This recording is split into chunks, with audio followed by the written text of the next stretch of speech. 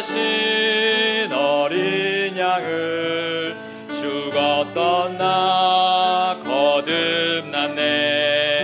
주 희생당하심으로 예수님의 아름다움 우리의 눈에 가득해. 의로우신 거룩하신 주님의 영광을 보리라. 요한복음 2장 18절. 이에 유대인들이 응답하여 그분께 이르되 내가 이런 일들을 행하니 우리에게 무슨 표적을 보이느냐 하매 예수님께서 그들에게 대답하여 이르시되 이 성전을 헐라 사흘 안에 내가 그것을 일으켜 세우리라 하시니 이에 유대인들이 이르되 이 성전을 짓는데 46년이 걸렸거늘 내가 그것을 사흘 안에 세우겠느냐 하더라. 함께 읽겠습니다. 그러나 그분께서는 성전인 자기 몸을 가리켜 말씀하셨더라. 그러므로 그분께서 죽은 자들로부터 일어나신 뒤에 그분의 제자들이 그분께서 자기들에게 이것을 말씀하셨음을 기억하고 성경 기록과 예수님께서 하신 말씀을 믿었더라. 아멘. 기도하시겠습니다. 하나님 아버지, 주님의 이 말씀 저희들 이 시간 마음속에 받기를 원합니다. 우리가 구원받았을 때처럼 계속해서 저희들이 그 말씀을 마음에 받아 그리고 그 말씀에 따라 나아가기를 원합니다. 주님, 이 시간을 사용해 주옵소서. 주님의 진리만이 이 시간에 선포되고 저희들 마음속에 모든 것들을 모든 그런 잘못된 것들 그리고 누룩같이 저희들을 죄가 있도록 그렇게 만드는 그런 하나하나 작은 부분들을 몰아내는 시간이 될 수 있도록 하나님 도와주옵소서. 저희들은 너무나 연약한 자들입니다.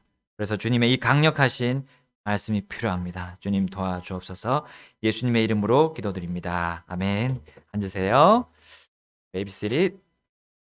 여러분, 오늘 말씀의 제목은 말씀에 대한 믿음은 없고 표적을 보기 원하는 사악한 세대에 대해서 우리 보겠습니다. 자, 우리 지난 시간 연결해서 봅니다. 지난 시간 말씀과 함께 우리 6월절 대목을 노렸던 우리 장사꾼들이 뿔이 났습니다.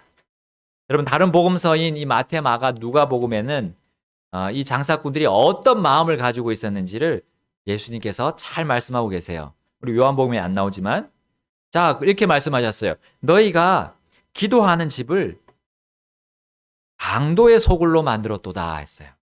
너희가 기도하는 집을 강도의 소굴로 만들었도다. 장사하는 일이 결코 잘못된 일은 아닙니다. 이제 수고에 대한 보상을 받는 거죠. 장사하는 것도. 그러나 양심을 넘어서 이들은 그 보상보다 더 많은 것을 받으려고 사기를 쳤어요. 타인의 재물을 갈취하는 거에 바로 강도 아닙니까?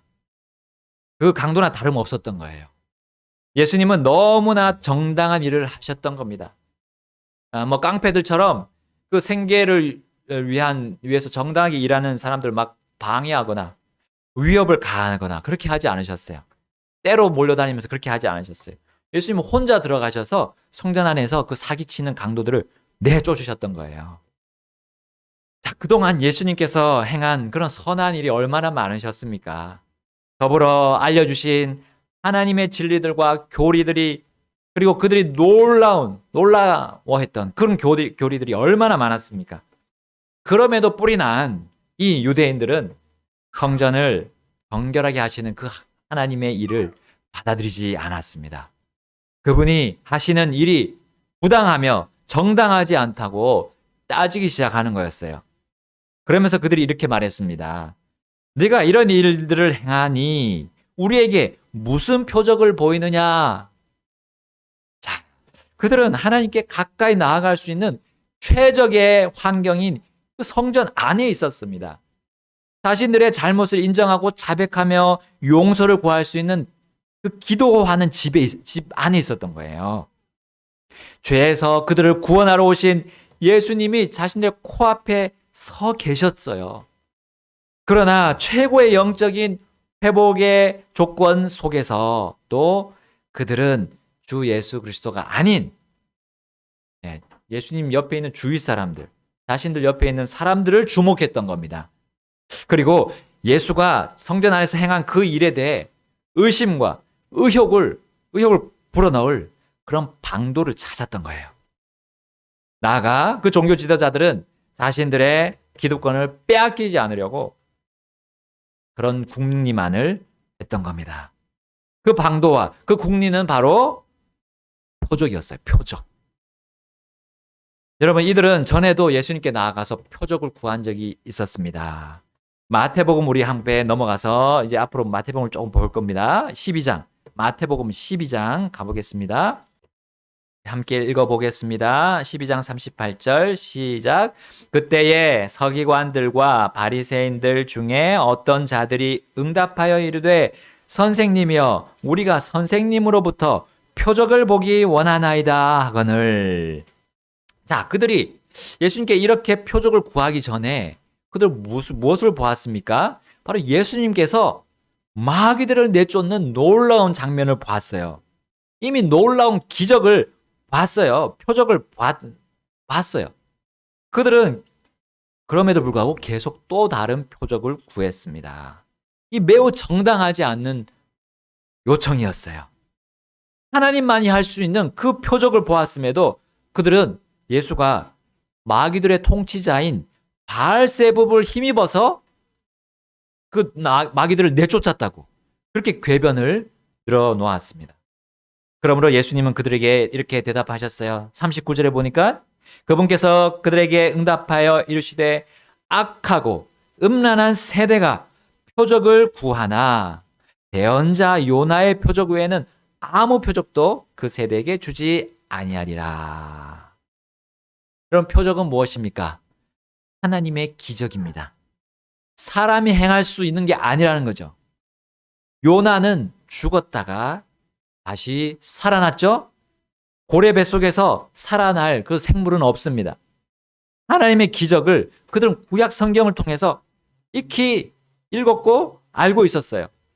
그러나 그 표적이, 그 요나의 표적이 자신들과는 연관이 없었던 거예요. 그들은 그 요나의 표적을 자신의 것으로 믿지 않았던 거예요. 보이지 않으시는 하나님께서 살아계심을 보이도록 이미 하나님이 증명하셨음에도 그들은 믿지 않았던 겁니다. 그러면서도 그들은 예수님이 행하신 기적과 표적이 하나님으로부터 왔음을 또 다시 증명하라고 요구하는 거예요. 자, 이런 궤변을 그들이 늘어놓았던 이유가 무엇입니까? 그들의 마음, 그들의 생활이 믿지 않는 마음과 믿지 않는 생활이었기 때문이에요. 악한 마음이죠. 그거는 악한 삶이었습니다. 속으로는 단순하고 확실하니 하나님의 말씀을 거부하면서도 겉으로는 하나님께서 주시는 그 기적, 표적을 구하면서 하나님을 운운하는 그런 영적인 음란을 자행하고 있었던 거예요. 그러므로 주님은 그들과 같이 표적을 구하는 세대를 뭐라고 묘사하셨습니까? 악하고 음란한 세대다라고 꾸짖으셨어요. 말씀에 대한 믿음과 회개 없이 표적을 구하는 것, 그거는 바로 하나님 앞에 꾸짖음 받고 정죄받아 마땅한 세대임을 우리 예수님께서 말씀하셨던 거예요. 이어서 우리 예수님께서 말씀하시죠. 12장, 마태복음 12장 41절을 보겠습니다. 41절 함께 읽겠습니다. 시작. 심판 때에 니느웨 사람들이 이 세대와 함께 일어나 이 세대를 정죄하리니 이는 그들이 요나의 선포로 인해 회개하였기 때문이거니와 보라 요나보다 더 큰 이가 여기 있느니라. 아멘. 42절 또 나오죠. 심판 때에 남쪽 여왕이 이 세대와 함께 일어나 이 세대를 정죄하리니 이는 그녀가 솔로몬의 지혜를 들으려고 땅의 맨 끝 지역에서 왔기 때문이거니와 보라 솔로몬보다 더 큰 이가 여기 있느니라. 아멘. 여러분, 예수님은 명명백백한 말씀을 단순히 받고 그리고 받아들여서 회개한 이 이방인들을 열거하셨어요. 표적 없이, 니느웨 사람들은 표적 없이도 요나가 전한 하나님의 경고만을 듣고 그 왕으로부터 해서 종들에 이르기까지 전부 회개했었습니다. 나아가서 표적 하나 없이 솔로몬이 전한 하나님의 지혜만을 들은 이 남쪽 여왕 세바도 그 믿음에, 그 지혜에 순종했던 거예요. 이 두 사람이 전한 메시지는 그들이 회개하기에 충분했습니다. 그 이방 사람들이 회개하기에 충분했어요. 그래서 회개해서 구원받도록 조금의 부족함도 없는 메시지였고 지혜였던 겁니다. 구원받아서 진리를 아는데 이르도록 풍성하고 넘쳐 흐른 하나님의 말씀이었어요. 그러므로 그들이 심판 때에 예수님과 함께 그 불신자들을 심판할 것을 예수님은 예고하셨던 겁니다. 믿고 회개한 이방인들이 하나님의 백성이라 불렸지만 믿지 않고 회개하지 않은 유대인들을 정죄하고 심판할 것을 예고하셨던 겁니다. 여러분, 그 심판의 날은 얼마나 믿는 자들에게는 통쾌한 날이 될까요? 그러나 믿지 않는 자들에게는 끔찍한 날이 된다고 저는 확신합니다. 수많은 표적에도 불구하고 하나님의 말씀을 그대로 있는 그대로 믿지 않고 궤변을 늘어놓고 또 다른 표적만을 구한 이 악하고 음란한 사람들이 당할 그날에 여러분, 우리는 어떤 자리에 있을까요? 그들을 심판할 자리에 있을까요? 세상을 심판할 자리에 있을까요? 아니면 심판할 권세를 받지 못하고 쭈뼛쭈뼛 뒤에 밀려나 있을까요? 아니면 심판을 당하는 자리에 있을까요? 우리는 가만히 가슴에 손을 얹고 생각해 봅시다. 우리 마음을 한번 돌아보자는 거죠. 우리의 마음은 어떻습니까? 나는 주님이 내 안에서 살아계심을 확신합니까? 그분이 회개를 촉구하는 복음의 말씀을 나는 있는 그대로 받아들였습니까? 성경 기록대로 내 모든 죄를 사해 주신 분으로 나는 믿고 그분께 돌이켰습니까? 회개했습니까? 여러분, 그분이 나의 주시고 나의 하나님이심을 확신했습니까? 지금도 확신합니까? 여러분, 예수님은 표적을 구하는 세대의 최종 심판을 말씀하셨습니다. 그리고 이어서요, 그들의 불신과 회개하지 않는 마음의 상태를 이와 같이 묘사하고 있어요. 우리 계속 12장 43절을 보겠습니다. 43절, 44절, 그리고 45절 함께 읽겠습니다. 부정한 영이 사람에게서 나와 마른 곳들로 다니며 쉴 곳을 구하나 전혀 찾지 못하고 이에 이르되 내가 내 집 곧 내가 나온 곳으로 돌아가리라 하고는 가서 보니 그 집이 비고 청소되고 꾸며져 있으므로 함께 읽겠습니다. 이에 가서 자기보다 더 사악한 다른 영 7을 데려와 그들이 들어가서 거기에 거함에 그 사람의 나중 형편이 처음보다 더 나쁘게 되니라. 이 사악한 세대도 참으로 그와 같이 되리라 하시니라. 아멘. 여러분, 마귀들을 내쫓는 그 힘의 근원이 발세부비라고 조롱한 그들의 마음은 사실 이와 같았던 것입니다. 그들은 눈으로 보이는 것을 믿으려는 이 세상의 방식에 동화되었던 거예요. 또한 보이는 것을 믿도록 조장하는 마귀 사탄과 그 졸개들에게 사로잡혀 있었습니다.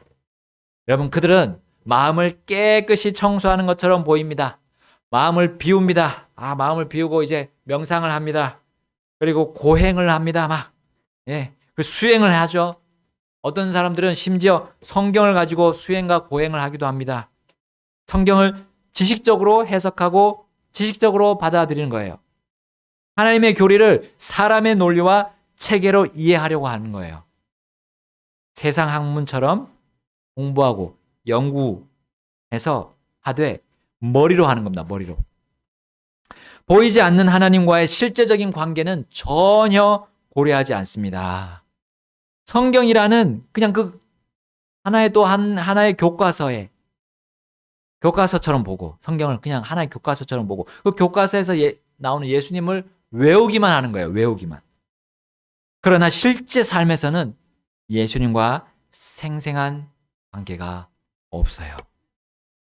여타 종교들과 다름없는 그런 경건의 모양만 있고 그 능력은 부인하는 이 유대인들, 이 바리새인과 서기관들과 똑같은 삶을 우리가 살고 있지 않은가. 우리는 가슴에 손을 얹고 생각해 봐야 할 줄로 믿습니다. 여러분, 그들은 일시적으로 마음을 청소합니다. 거기에 영적인 그 생활 방식, 영적인 모양들로 심지어 꾸밉니다. 꾸며요. 그러나 정작 거기에 성령님은 계시지 않아요. 예수님은 거기에 들어가실 수 없습니다. 왜냐하면 거기에는 사악한 영들이 들어와서 머물고 있기 때문이에요. 부정한 영 7이라고 했잖아요. 그 7은 뭡니까? 그들의 마음이 악한 영들로 하고 완벽하게 들어찼음을 의미하는 거예요. 거기에는 하나님의 영 그리고 예수님이 들어가실 자리가 없는 겁니다. 여러분, 이 사람의 형편은 맨 처음 그 부정한 영이 들어왔을 때보다 더 나쁘게 되었습니다. 하나님의 말씀을 들었지만 믿음으로 반응하지 않고 순종하지 않았기 때문이에요. 회개하지 않았기 때문이에요. 말씀에 대한 믿음이 없이 눈으로 보이는 것을 추구했어요. 말씀에 대한 믿음 없이 무조건 하나님을 체험하려고 원했어요.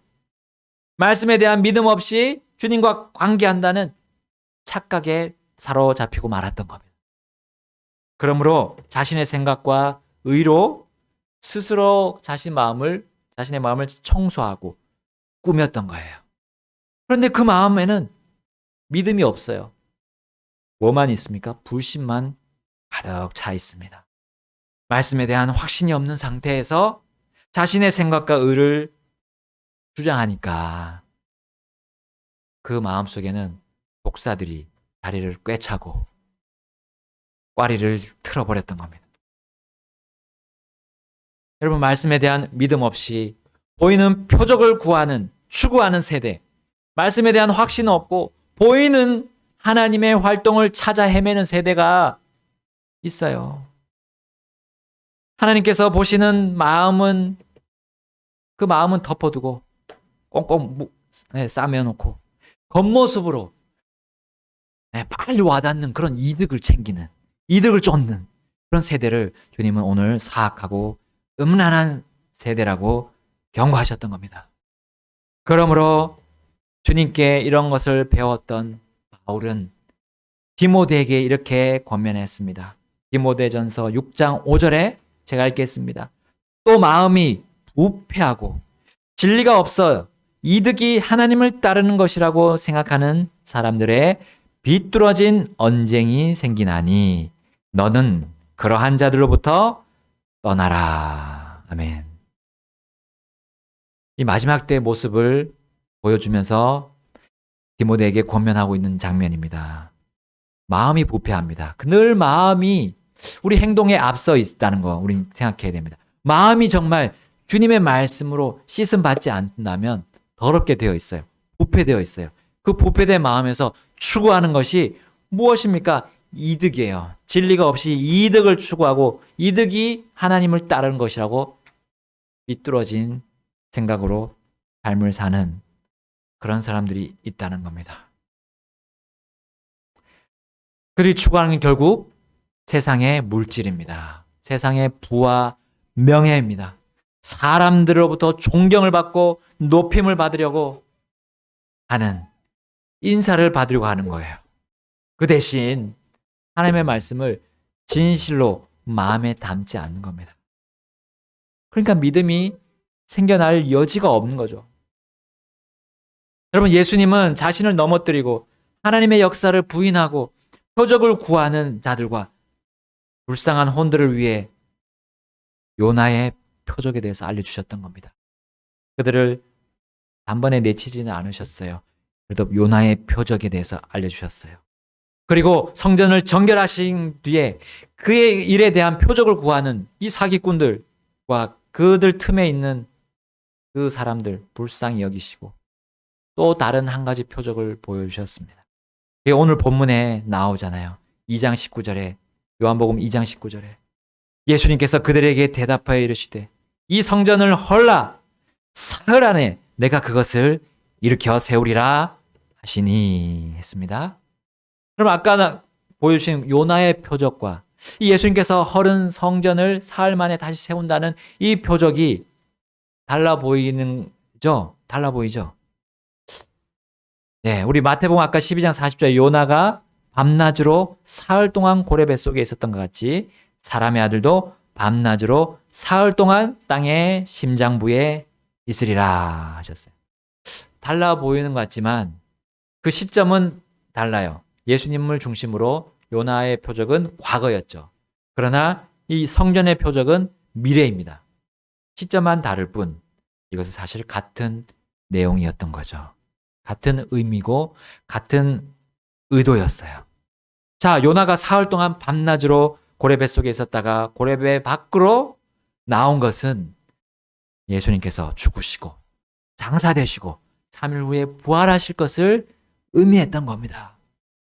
성전의 표적은 또한 건물을 말함이 아니었어요. 오늘 본문에 보시면 20절에 이에 유대인들이 이르되 이 성전을 짓는데 46년이 걸렸거늘 내가 그것을 사흘 안에 세우겠느냐 하더라. 그러나 그분께서는 성전인 자기 몸을 가리켜 말씀하셨더라. 그러므로 그분께서 죽은 자들로부터 일어나신 뒤에 그분의 제자들이 그분께서 자기들에게 하신 이것들을 말씀하셨음을 기억하고 성경 기록과 예수님께서 하신 말씀을 믿었더라. 아멘. 여기 성경 기록이 나오죠. 그리고 예수님께서 하신 말씀이 나오죠. 성경 기록은 무엇입니까? 그 예수님에 대한 죽으심, 예수님의 죽으심, 묻히심, 부활하시는 그 성경 기록들 중에 요나의 표적도 있었죠. 같이 그들이 그 말씀을 기억하고 믿었다 했습니다. 요나의 표적과 이 성전의 표적에서 주인공은 이 악한 세대들이 집중하고 이 악한 세대들이 믿고 보고 믿으려고 했던 특별한 어떤 사람이나 물질이 아니었던 겁니다. 오직 모든 것의 주이신 구원자이신 유일한 구원자이신 예수님이셨어요. 그 표적의 목적, 그 표적들의 목적과 그 의도가 그들이 바라는 사람이나 물질이 아니었던 겁니다. 오직 예수님이 높여지시고 나아가서 죄인들이 그분을 믿어 회개에 이르도록 함이었던 거예요. 그분이 죄인들을 위해 죽으시고 마치 건물처럼 헐려지시고 또한 밤낮 3일 동안 자신이 그 땅의 심장부에 묻혔다가 죽은 자들로부터 일어남을 그들이 믿도록 함이었던 거예요. 제자들은 바로 이 말씀들을 기억하고 믿었던 겁니다. 그리고 그 복음에 합당한 열매가 그들이 전한 그 복음이 우리에게까지 왔지 않습니까? 이 시대까지 이 악하고 음란한 세대 중에서도 우리에게까지 왔던 겁니다. 기적 아닙니까? 이거 아닌 다른 표적을 우리가 볼 게 뭐가 있습니까? 다른 것을 우리가 눈에 보고 믿을 게 뭐가 있냐는 거예요. 여러분, 우리의 삶에서 믿음이 이기네, 믿음이 이기네, 주 예수를 믿음이 온 세상이 이기네 라는 그 찬송 가사, 그것이 우리 삶에서 울려 퍼져야 되지 않습니까? 그거 아니면 우리의 삶은 무엇입니까? 우리 무슨 입으로 우리는 무엇을 말하고 있습니까? 아니, 나 봐야 믿지. 봐야 믿지. 표적이 있어야 믿고, 보고, 증명되고, 그 다음에 우리가 따르지. 그래야 이기는 거지. 우리 이렇게 말하고 있는 거예요. 믿음이 아니면, 우리 예수 그리스도를 믿는 믿음이 아니면 이렇게 살고 있는 거예요. 그러나 이거는 그 입에서 찬양이 나온 게 아니라 불평과 불만만 나올 뿐입니다. 믿고 보겠다. 보고 믿겠다. 보고 믿겠다. 이건 아니에요. 여러분, 이런 의미에서 우리 굉장히 주의해야 할 것이 있어요. 바로 과학주의입니다. 과학주의. 여러분, 창조론과 진화론이 이렇게 막 지금 계속 대립하고 있어요. 근데 창조과학자들이 아주 위험한 부분이 있어요. 과학적으로 증명이 됩니다. 뭐가요? 이 성경이. 과학적으로 증명이 됩니다. 성경이 과학적으로 증명이 됩니다라고 얘기해요. 그런데 진화론은 과학적으로 증명이 안 됩니다라고 얘기를 하는 거예요. 무엇이 지금 높여지고 있습니까? 성경입니까? 과학입니까? 뭐가 잣대입니까? 성경입니까? 과학입니까? 여러분, 이게 과학주의로 빠지는 거예요. 우리가 과학은 관찰해서 계속 똑같은 결과값이 나오는 그거를 보는 거예요. 더 이상도 아니고 그 이하도 아니고. 근데 성경을 증명하는데 과학이 더 높여진다면 우리가 뭔가 증명되는 걸 보고 믿겠다는 거 아닙니까? 위험한 거예요. 여러분, 하나님 말씀은 보고 받아들이라고 하나님이 주신 절대적인 말씀이에요. 성경이 뭐라고 말씀합니까? 고린도후서 5장 7절. 우리는 누굽니까? 고린도 교회 성도들 아닙니까? 주님을 내 구주로 믿은 사람들 아닙니까? 우리는 믿음으로 걷고 보이는 것으로 걷지 아니하노라 했습니다. 보이는 것으로 살지 않는다 했어요. 우리 하박국 말씀에 따라서 로마서 1장 17절, 갈라디아 3장 11절, 히브리서 10장 38절 3번이나 하박국 말씀을 인용했잖아요. 의인은 믿음으로 말미암아 살리라. 아멘. 여러분, 과학을 조심해야 됩니다. 디모데전서 6장 20절에 그래서 디모데에게 이렇게 고면합니다.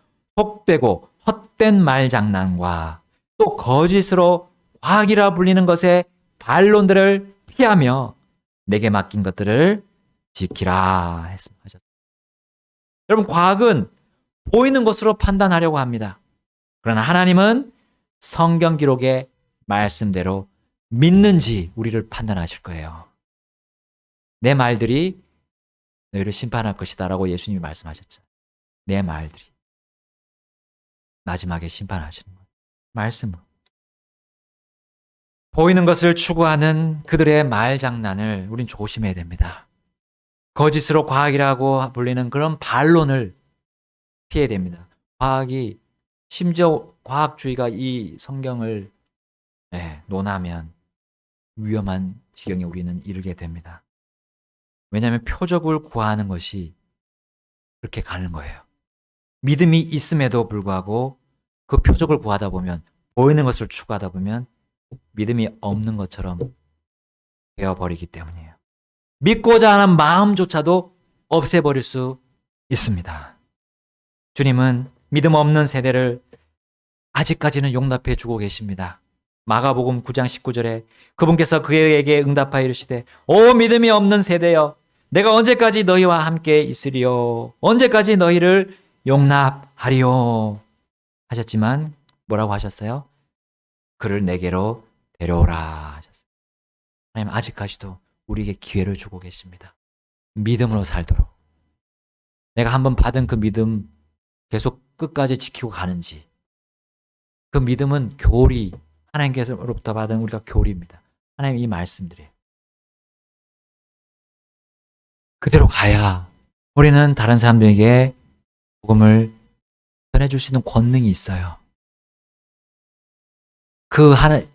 주의 집에 대한 열망이, 그 열정이, 열심이 우리에게도 계속 떠나지 않고 남아있게 될 것입니다. 우리 다 같이 하나님 앞으로 나가서 결단하시겠습니다. 우린 주님 보리라 승리하신